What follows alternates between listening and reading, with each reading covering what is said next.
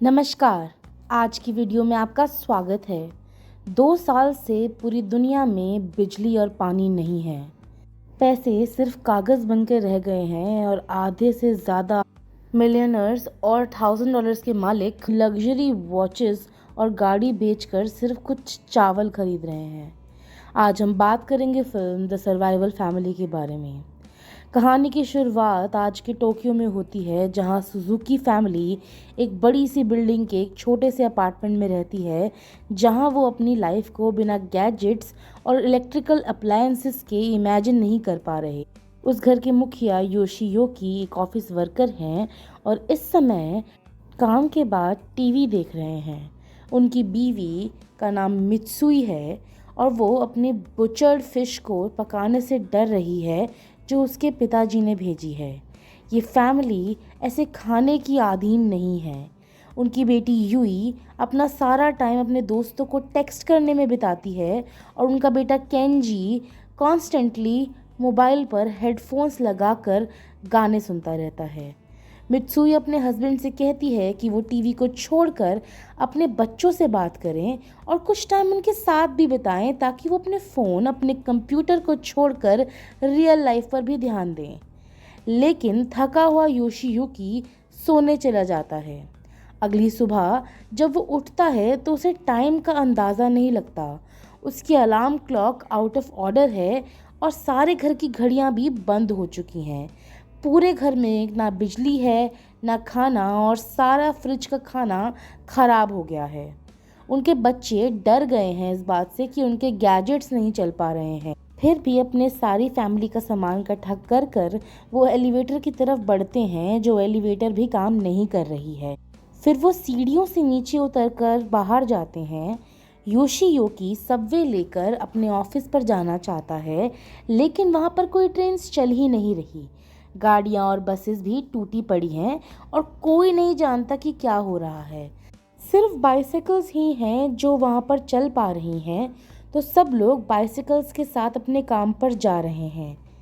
वहाँ पर एक नेबर मित्सुई को बताती है कि पिछले 20 सालों में ऐसा पावर आउटेज कभी नहीं हुआ और वो रूमर है कि पूरे एरिया के अंदर बिजली ख़त्म हो गई है। और वो लेडी तब डिसाइड करती है कि वो मोमबत्तियाँ और खाना स्टॉक करेगी। योशियोकी पैदल ही अपने ऑफिस आ जाता है और यहाँ आकर भी वो देखता है कि कोई भी चीज़ पावर सोर्स से नहीं चल रही और पूरे इलाके में बिजली है ही नहीं। पूरी बिल्डिंग डी एनर्जाइज्ड हो चुकी है। यूई स्कूल और केंजी यूनिवर्सिटी से भी सेम सिचुएशन में वापस आ जाते हैं। मित्सुई सुपरमार्केट जाती है, जहाँ पर वो एक कार्टन भरकर मोमबत्तियाँ, पानी और जितनी लंबी लाइन है वहाँ पर लेकर उसे पहुँच जाती है। वहाँ पर कार्ड से पेमेंट करना इम्पॉसिबल है, क्योंकि कोई भी एटीएम कार्ड नहीं चल रहा और ना ही किसी एटीएम से आप पैसे निकाल सकते हो। योशियुकी और उनके कुलीग ये चाहते हैं कि लाइट जल्दी आ जाए, क्योंकि उसके बिना वो काम नहीं कर सकते। अपने घर जाते वक्त योशियुकी डिसाइड करता है कि वो एक बाइसिकल खरीदेगा। शाम में जब फैमिली कैंडल लाइट में खाना खा रही होती है, उससे पहले वो अपने ना हाथ मुंह धो पाती है, ना कुछ और कर पाती है, और ऐसे ही सोने चली जाती है। पानी पंप नहीं चल रहा है और ना ही इलेक्ट्रिसिटी। मित्सुई कुछ पानी लेकर आ पाई है, जहाँ से वो लोग अपने हाथ पैर धो पा रहे हैं। वो बाहर जाती है, बालकनी में सितारे देखती है और कहती है अपनी फैमिली से कि वो उसे ज्वाइन करें। धीरे धीरे सब लोग बाहर आ जाते हैं और स्काई में देखकर बोलते हैं कि उन्होंने कभी आसमान को साथ में देखा ही नहीं, ना ही कभी स्टार गेजिंग करने के लिए गए। अगले दिन देखते हैं हम कि तीसरा दिन हो चुका है बिना इलेक्ट्रिसिटी के, और मित्सुई को अब कपड़े धोने पड़ेंगे बेसिन में अपने हाथों से। वो अपना काम करना शुरू करती है। योशियोकी के चीफ सारे एम्प्लॉयज़ से कहते हैं कि वो घर रहें जब तक पावर वापस नहीं आती। उनका मानना है कि इस समय सबसे ज़रूरी चीज़ है सरवाइव करना। योशियोगी बिलीव ही नहीं कर पाता कि इतना डिफ़िकल्ट और डेंजरस हो सकता है टोक्यो में रहना। वो अपने चीफ से कहते हैं कि आप और एक्सप्लेन करें और हमें बताएं कि आखिर हो क्या रहा है और टोक्यो में रहना अनसेफ क्यों है। लेकिन उनके चीफ तब तक सब कुछ गैदर कर कर अपनी फैमिली के साथ वहाँ बाहर आ चुके हैं और पीने वाला पानी ढूंढ रहे हैं। मित्सुई आती है पंपिंग गैस स्टेशन पर खाली बॉटल लेकर। एक बड़ा सा क्राउड है वहाँ पर वर्कर्स का जो पानी लेना चाहता है और रिपोर्ट करते हैं कि पानी ख़त्म हो गया है। सब लोग भड़क जाते हैं, पैनिक करने लगते हैं। वहीं दूसरी ओर यूकी ड्राइव करते हैं अपने बैंक तक कैश लेने के लिए। वहाँ पर भी एक बहुत लंबी लाइन है जो अग्रेसिवली भड़कती जा रही है और वहाँ पर लोग बेकाबू होते जा रहे हैं। योगी को बहुत ज़ोर से पैर से लात पड़ती है और उनका नाक टूट जाता है और वो अपने क्राउड से बाहर निकलकर देखते हैं कि उनको खून आ रहा है। 7वें दिन तक सुपरमार्केट की शेल्फ भी खाली हो जाती हैं। बच्चे स्कूल जाना बंद कर देते हैं और सारे किराएदारों ने एक मीटिंग बुलाई है सुजुकी फैमिली के घर के बाहर। लोग समझ ही नहीं पा रहे कि दुनिया में ऐसा क्या हो रहा है। कहीं इलेक्ट्रिसिटी कुछ शहरों में है या नहीं, वो भी इस बात का पता नहीं लगा पा रहे। उनके एक नेबर का मानना है कि खाना और पानी की सप्लाईज अब और नहीं मिलेंगी और टोक्यो जल्दी ही मर जाएगा। जो लोग वहाँ पर रुकते हैं और रुकने के बारे में सोचते हैं, असल में उन लोगों को इस बात से डर लगता है कि चोरों को उनके घर का रास्ता पता चल जाएगा और वो जान जाएंगे कि उनके घर खाली हैं और उनके घर अब सेफ नहीं रहेंगे, क्योंकि टोक्यो के अंदर जो लोग भी भागते हैं उन्हें शक की नज़र से देखा जाता है। कुछ ही दिनों बाद सुजुकी फैमिली के पड़ोसी बूढ़े आदमी की मौत हो जाती है। ये सब लोग आपस में परेशान हो जाते हैं सोचकर कि अब कोई नहीं बचने वाला, उन सबको यहाँ से निकल जाना चाहिए। पूरी फैमिली सोचती है कि वो कुछ समय के लिए कागोशिमा जाएंगे मित्सुई के फादर के पास। योगी डिसाइड करते हैं कि उनके सबसे नज़दीकी एयरपोर्ट के पास वो जाएंगे अपनी बाइसिकल पर, और जो उनका रास्ता है वो छोटा नहीं होने वाला। यूई जाना नहीं चाहती एक ऐसे रास्ते पर, लेकिन वो अपने पापा की बात नहीं टाल सकती, इसलिए बहुत कुछ पैक कर कर अपने कपड़े लेकर वो बाहर आ जाती है और उसका भाई अपने सारे गैजेट्स को पैक करता है इस होप में कि वो कभी ना कभी चल पड़ेंगे। फैमिली मेंबर बहुत सारा कैश इकट्ठा करते हैं डिनर टेबल पर श्योर नहीं है कि वो प्लेन टिकट खरीद पाएंगे या नहीं। मित्सुई एक बड़ा बंडल बिल्स का लेकर आती है और बताती है कि उसने मुश्किल समय और इमरजेंसी के लिए पैसे जोड़ कर रखे थे। फिर हम देखते हैं कि सारे आसपास के पड़ोसियों से बचते बचाते वो लोग वहाँ से निकलते हैं। योकी अपनी बेटी से कहते हैं कि वो इस लाइफ के लिए बिल्कुल भी तैयार नहीं है और उनका मानना है कि जो उनके फादर हैं वो इस लाइफ के लिए तैयार नहीं हैं। दोनों बच्चों में और माँ बाप में काफ़ी डिफरेंसेस हैं। फैमिली के पास 3 ही बाइक्स हैं, इसीलिए उन्हें ऐसे ही मैनेज करना पड़ता है। मित्सुई योशियुकी से कहता है कि तुम अपने बच्चों को अटेंशन नहीं देते हो और तुम अगर उन्हें अटेंशन दो तो सब कुछ ठीक हो जाएगा, और वो इसी साथ बाइक से निकल लेते हैं। उसके बाद हम देखते हैं कि पूरी फैमिली ने बहुत सारा पानी स्टॉक किया हुआ है और वहाँ पर वो पानी नहीं खरीद सकते क्योंकि 2500 येन की एक बॉटल मिल रही है। वो वहाँ पर बैठते हैं, लंच खाते हैं और एक आदमी को फिशिंग करते देखते हैं पूरी लेक पर। ये देखकर यूई को उल्टी आने जैसी लगती है। पूरी फैमिली एयरपोर्ट पे पहुँचती है पर वहाँ पर प्लेन तो उड़ ही नहीं रहे हैं और पुलिस सबको दूर भगा रही है। एक गुस्से वाली मॉब उनके ऊपर अटैक करती है पुलिस वालों पर और कुछ लोग वहाँ पे क्लाइम कर जाते हैं फेंस के ऊपर। सुजुकी समझ जाते हैं कि यहाँ पर कुछ नहीं हो पाएगा, इसीलिए वो वहाँ से फटाफट निकल जाते हैं। पूरी फैमिली एक होटल में पूरी रात रुकती है। रात में यूई कहती है कि वो घर वापस जाना चाहती है, लेकिन योशियुकी कहता है कि वो सब लोग अब बाइसिकल पर ही कागोशिमा जाएंगे। वो लड़की चीखती है, रोती है और कहती है कि वो नहीं जाएगी। मित्सुई भी ये बात समझ नहीं पाती कि उनके पति कह रहे हैं कि वो अपनी कंट्री छोड़कर किसी और कंट्री बाइसिकल पर जाएं, पर उनके पास और कुछ करने को है ही नहीं। पूरी फैमिली को बस अब एक और बाइक चाहिए, एक मैप चाहिए, खाना चाहिए और पानी चाहिए। तो अब वो लोग डिसाइड करते हैं कि वो निकलेंगे। सुबह केंजी और यूई बच्चों का मैप लेकर सुपरमार्केट से आते हैं और देखते हैं कि कागोशिमा एक महीना दूर है। दूसरी तरफ उनके पेरेंट्स नोटिस करते हैं कि लोकल राइस वेंडर के पास एक बाइसिकल है और वो चावल के बदले सिर्फ खाना और पानी देता है। सुजुकी फैमिली उनसे 2 पानी की बोतल और 2 वाइन की बोतल ले लेते हैं और उनसे कहते हैं कि वो एक सैक ऑफ राइस के बदले में उन्हें बाइसिकल दे दें। शाम तक पूरी फैमिली एक नए शहर में पहुंच जाती है जहां कोई बिजली नहीं है। सुजुकी डिसाइड करते हैं कि वो रात एक वॉल के पास गुजारेंगे जहां एक क्लोज्ड म्यूजियम है। केंजी उठता है और देखता है कि रात को कोई उनके पानी की बोतल को चुरा रहा है। वो भागता हुआ उस थीफ के पीछे जाता है, उसे ओवरटेक करने ही वाला होता है कि वो वहाँ देखता है कि वो पानी एक छोटे बच्चे के लिए है। केंजी अपनी फैमिली के पास वापस आता है और कुछ नहीं करता। अगली सुबह फैमिली ड्राइव करते हुए एक डार्क टनल के पास पहुंचती है जहां कुछ अंधी बूढ़ी औरतें एंट्रेंस पर बैठी हैं और उनसे कह रही हैं कि वो पूरी की पूरी टनल उन्हें पार करवा देंगी अगर वो उन्हें एक पानी की बोतल दे दें।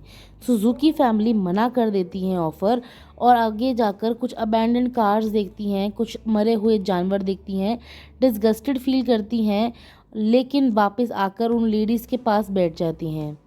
फिर वो देखते हैं कि 16वां दिन है और उनकी फैमिली अब एक नदी के पास जाकर रुकी है। वो ऑलमोस्ट सारी माचिस की तीलियां ख़त्म कर चुके हैं और उनके पास और पानी का सप्लाई भी नहीं है। योशियोकी फिर डिसाइड करते हैं कि वो डायरेक्ट नदी से पानी पी लेंगे। पानी पीने के लिए उन्हें सब लोग मना करते हैं, लेकिन वो जाकर वो पानी पी लेते हैं और उनका पेट खराब हो जाता है। फिर वो जो फैमिली है वो रेनस्टॉर्म में फंस जाती है। वो अपनी बाइक्स को बाहर छोड़ देती है ट्रैक पर और जाकर पुल के नीचे छुप जाती है। फिर हम देखते हैं कि हवा से वो सारी बाइक्स उड़ जाती हैं। योशियोकी को डायरिया हो गया है और पूरी फैमिली बारिश में देखती हैं कि सारा कुछ तहस नहस हो चुका है। केंजी की बाइक पंचर हो गई है, मित्सुई के ग्लासेस टूट गए हैं और एक चावल का पैकेट है जो टूट कर बिखर गया है। योशियोकी बुरी तरह बीमार हो गया है क्योंकि उसे नदी के पानी से पॉइजनिंग हो गई है। अगले दिन हम देखते हैं कि बच्चे पास के सुपरमार्केट में जाते हैं, distilled water, canned cat food और ग्लू लेकर आते हैं अपने टायर के लिए और एक फ्लेयर लेकर आते हैं। दूसरी तरफ योशियोकी होश में आता है और अब चाहता है कि वो आग जलाकर देखे फ्रिक्शन की मदद से, लेकिन वो ये नहीं कर पाता। फिर हम देखते हैं कि यूई कैंड फूड खाती है और उसे उसी समय थूक देती है क्योंकि वो डिस्गस्टेड हो जाती है। लेकिन 22वें दिन तक पहुंचते पहुंचते चुपचाप सारी फैमिली खुशी खुशी उसी कैट फूड को खा रही होती है। जल्द ही उन्हें एक और फैमिली ट्रैक पर मिलती है, लेकिन वो काफ़ी अडेप्ट कर चुके हैं सर्वाइवल के लिए। वो लोग कार्ड्स खेल रहे हैं, चाय पी रहे हैं, सूखी मछली खा रहे हैं और वो फ्रेंडली फैमिली सुजुकी फैमिली को माउंटेन स्ट्रीम्स के बारे में समझाती है, मछलियों के बारे में समझाती है और कहती है कि उन्हें स्मोक से ट्रीट करना चाहिए और कुछ प्लांट्स को भी आप खा सकते हो। उनमें से एक लड़का थके हुए हारे हुए सुजुकीज की फ़ोटो लेता है कैमरा में और प्रॉमिस करता है कि वो उन्हें ये फ़ोटो ज़रूर भेजेगा। योशियुकी इस बात से खुश नहीं है कि उनके नए एक्वेंटेंसेस ऐसे हैं। सुन वो फैमिलीज़ अलग अलग हो जाती हैं। सुजुकी फैमिली आगे बढ़ती है एक बड़ी शहर में, होप करती हुई कि वहाँ इलेक्ट्रिसिटी मिलेगी। 43 डेज़ बीत चुके हैं। पूरी फैमिली का गोल है जो वहाँ पे पहुँचना चाहते हैं, लेकिन वहाँ पर भी उनको लाइट नहीं मिलती। यूई का पहला ब्रेकडाउन होता है और वो रोना शुरू कर देती है और अपने फादर को इन सब चीज़ों के लिए ब्लेम करती है। उसका मानना है कि वो ही उन्हें यहाँ पर फंसाने के लिए लेकर आए हैं। केंजी और मित्सुई भी पीछे पीछे अपने फादर को ही ब्लेम करना शुरू कर देते हैं। मित्सुई का मानना है कि उनके पति की ही गलती है। इन सब चीज़ों से हारा परेशान योशियोकी ज़मीन पर बैठ जाता है। कुछ समय के बाद फैमिली ड्राइव करती हुई एक एक्वेरियम पर पहुंचती है जहां पर सारे इनहैबिटेंट्स जो हैं वर्कर उन्हें पकड़ पकड़ के उन लोगों को दे रहे हैं जो उन्हें खाना चाहते हैं। सुजुकी जी भी पूरे दिन लाइन में वेट करके वहाँ से खाना लेना चाहते थे, लेकिन पूरी फैमिली को कुछ नहीं मिलता है। उनके पहुँचते ही वो उन्हें कहते हैं कि वहाँ पर मछली नहीं है। योशियुकी ज़मीन पर गिर जाता है और भगवान से प्रार्थना करता है कि उन्हें सच में कुछ खाने को मिल जाए क्योंकि उनके पास कुछ भी नहीं है, उन्हें कुछ भी खाने को नहीं मिलता। 67वें डे पर फैमिली एक दूर के गांव के पास पहुंचती है जहां वो फील्ड में भागते हुए एक सुअर को देखती है। वो किसी न किसी तरीके से उस सुअर को पकड़ लेते हैं और योशियुकी उस सुअर को मार देता है, लेकिन उनमें से कोई नहीं जानता कि इस सुअर को बुचर कैसे करते हैं और पकाते कैसे हैं। तभी एक बूढ़ा फार्मर ताकनसान वहाँ पर आता है और उन्हें अप्रोच करता है और कहता है कि वो इस पिक को फिनिश कर देगा। तभी वो उनको अपनी फैमिली को लेकर वहाँ पर आता है और सुजुकी फैमिली फाइनली पानी पी पाती है। वो आदमी उन्हें एक्सप्लेन करता है कि वो पिग फार्म चलाता है और सुजुकी से वो उनकी मदद चाहता है वो उन्हें पकड़ने के लिए। इसके लिए वो उनको अलाउ भी करेगा कि वो उसी घर में रह लें। अब बेचारी फैमिली जो थी वो उन्हें मना नहीं कर पाई, इसलिए सब कुछ के लिए हाँ बोल दिया। ताकनसान बोलते हैं कि वो उन्हें एक बढ़िया खाना खिलाएंगे। यूई पोक खाती है और सारी फैमिली खुशी खुशी बढ़िया खाना खाने के बाद रो देती है। फिर हम देखते हैं कि पूरी फैमिली उसके बाद कोशिश करती है ये सारा काम सीखने की। वो सारे उस सामान से उनको घिन आती है क्योंकि उन्होंने कभी ये कभी नहीं किया। सुजुकी फैमिली पूरा दिन काम करती है, फिर आकर नहाती है। उन्हें समझ नहीं आता ये सब कुछ क्या हो रहा है उनके साथ, लेकिन at the end of the day वो बहुत ही प्लेजर्ड फील करते हैं। ताकनसेन उन्हें क्लीन कपड़े देता है और कहता है कि अब उन्हें सो जाना चाहिए। रात को मित्सुई अपने पति का हाथ पकड़ती है और कहती है कि वो पुरानी चीज़ों के लिए उन्हें माफ़ करना चाहती है। हफ्ते बाद हम देखते हैं कि सुजुकी अब लाइफ में बहुत कॉन्फिडेंट फील कर रहे हैं। वो विलेज में काम कर पा रहे हैं, ताकनसेन को हर चीज़ में मदद करते हैं और वो जो पूरी फैमिली है उनको ताकनसेन ने हमेशा के लिए अपने पास रहने के लिए बुलाया है। लेकिन सुजुकी उनसे कहते हैं कि मित्सुई के फादर उनका वेट कर रहे हैं तो उन्हें कागोशिमा जाना ही पड़ेगा। इसीलिए वो कागोशिमा के लिए निकलने लगते हैं। ताकनसेन उन्हें बहुत सारा मीट पैक कर देता है और फैमिली वहाँ से निकल लेती है। वहाँ पर हम देखते हैं कि फैमिली मेम्बर्स के रिलेशनशिप बेटर हो गए हैं, आपस में लोग प्यार से बात कर रहे हैं। 3 दिन हम देखते हैं कि 3 दिन बाद वहाँ पर कोई ब्रिज नहीं होता क्योंकि बारिश की वजह से सारा ब्रिज टूट गया, पिघल गया। बट योशियुकी थकता नहीं है, निराश नहीं होता। वो एक राफ्ट कलेक्ट करता है लॉग्स बनाकर और उन्हें शोर से पार कराने की कोशिश करता है। पहले हम देखते हैं कि दोनों माँ बेटी को पार कराने के बाद वो बाइक लेने के लिए योशियुकी और उसका बेटा वापस जाते हैं। बहुत तेज़ पानी के बहाव में योशियुकी का बेटा केंजी तो बच जाता है राफ्ट के साथ बाइसिकल निकालते, लेकिन योशियुकी सबको लगता है कि मर चुका है और पानी में डूब जाता है। किसी को समझ नहीं आता, इसीलिए वो अपने फादर की विक देखकर समझते हैं कि वो मर गया है और आगे बढ़ते हैं।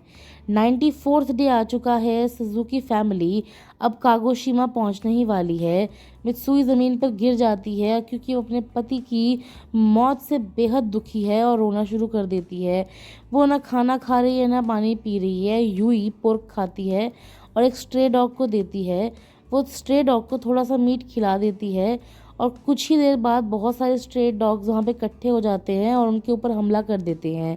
वो पूरी फैमिली कोशिश करती है फाइट बैक करने की, लेकिन वहाँ मित्सुई को चोट लग जाती है। उसके बाद हम देखते हैं कि उसके बच्चे भागकर उसे पकड़ने की कोशिश करते हैं। अपने पैर पर लगी चोट को जब मित्सुई देखती है तो वो फिर से उन कुत्तों से घिरी हुई होती है। हम देखते हैं कि उसके पैर पर फ्रैक्चर हो गया है और पैर ऑलमोस्ट टूट गया है। सुजुकी समझ जाती है कि वो खाने के पीछे ऐसा कर रहे हैं तो वो अपना सारा सामान छोड़कर वहाँ से आगे बढ़ते हैं। इतने में ही वहाँ पर एक ज़ोर से सीटी की आवाज़ आती है ट्रेन की। वो देखते हैं कि वहाँ से ट्रेन गुजर रही है। वो भागकर ट्रेन पर बैठ जाते हैं। अब वो सारी फैमिली सारी ब्रीज एंजॉय करती हुई ट्रेन राइड का मज़ा ले रही है। ट्रेन में खाना भी है, पानी भी है और वहाँ पर मित्सुई का इलाज करने के लिए डॉक्टर भी है जो उसकी चोट पर वहाँ पर कास्ट लगाता है।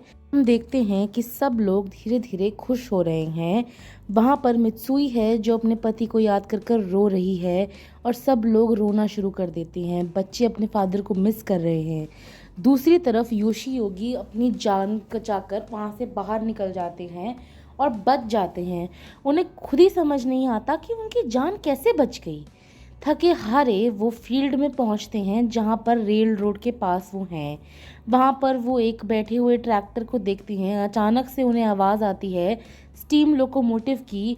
योशियोगी में जंप करने की स्ट्रेंथ नहीं है और उनके पैर नहीं चल पा रहे, इसीलिए वो सिग्नल फ्लेयर का इस्तेमाल करते हैं अटेंशन देखने के लिए। उनकी फैमिली वो लाइट देख लेती है और भागकर उन्हें ढूंढ लेती है। अब सारे लोग वहाँ पर रुकते हैं और अपने फादर के पास जाकर उस फैमिली के अंदर उस फादर को वापस ले आते हैं। फिर हम देखते हैं कि सब लोग अब ट्रेन राइड का मज़ा ले रहे हैं। पूरी फैमिली यूनाइट हो गई है यूशियू की। वो विग फेंक देते हैं और अपने नए जीवन की शुरुआत करते हैं। पूरी फैमिली अब और फ्रेंडली हो गई है, एक दूसरे के ट्रबल्स को लाफ्टर के साथ एंजॉय कर रही है। 108 दिन के बाद यूशियुकी की फैमिली कागोशिमा के कोस्टल विलेज में पहुंच जाती है। मित्सुई के फादर उन्हें खुशी खुशी ग्रीट करते हैं। अब 2 साल 126 दिन बीत चुके हैं।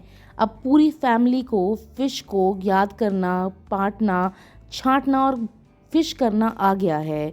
पूरी फ़िशरमैन फैमिली बन चुकी है। यूई अब एक बहुत पावरफुल सीमस्ट्रेस बन चुकी है और मित्सुई को अब टमाटर उगाने आते हैं अपने फादर के साथ। सुजुकी फैमिली बहुत खुश है, बिना किसी गैजेट, बिना किसी इलेक्ट्रिसिटी के। हम देखते हैं कि जल्दी सुबह सुबह योशियोगी उठते हैं एक अजीब सी आवाज़ के साथ। उन्हें पता चलता है कि उनकी घड़ी चलने लग गई है और उनकी पुरानी चीज़ें सब ठीक हो गई हैं और अलार्म बजा है। अचानक से रेडियो से आवाज़ आती है, पूरी लाइट्स जल जाती हैं।